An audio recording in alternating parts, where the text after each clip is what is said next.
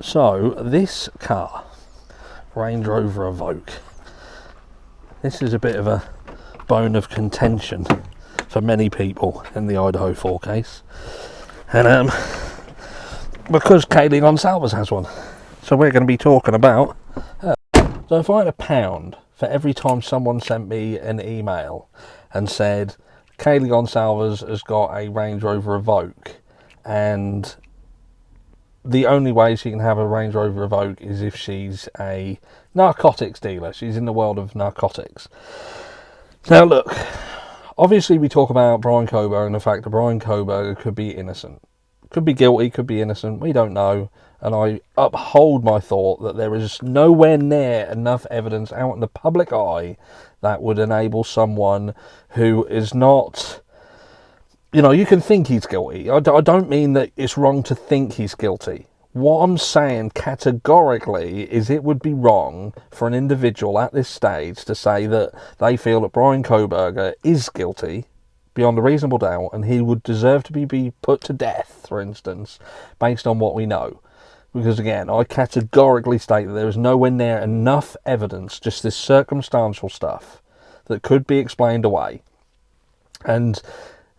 But in order to sort of make sense of the horrific atrocity what this crime was, you kind of have to think about what's the motive behind it. What is the motive behind it?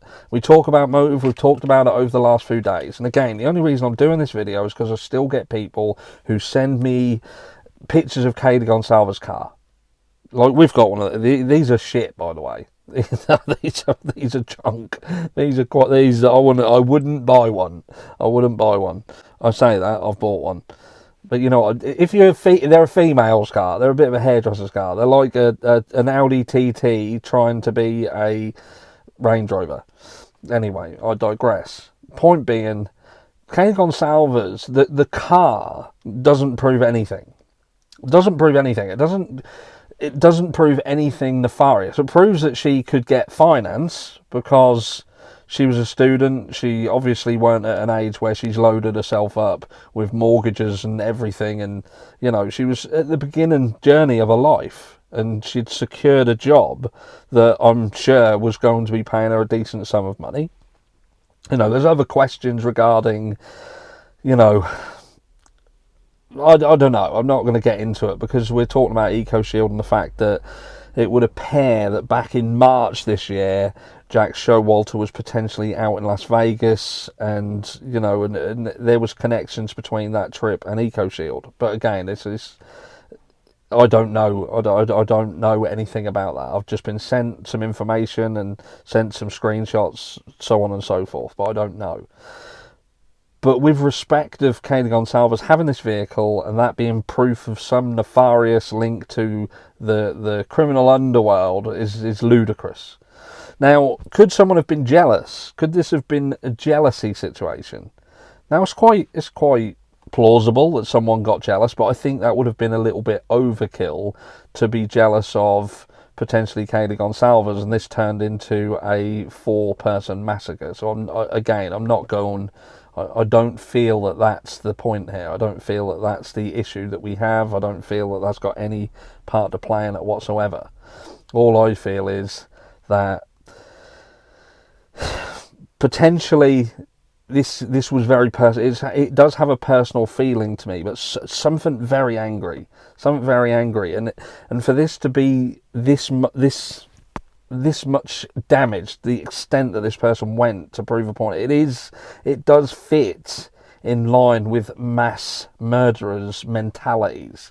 This anger with the world and wanting to lash out and do maximum damage. The only thing that doesn't work hand in hand with that is most mass murderers, if you like, or would-be mass murderers, wouldn't have chosen to do it with that weapon that we've been led to believe was used.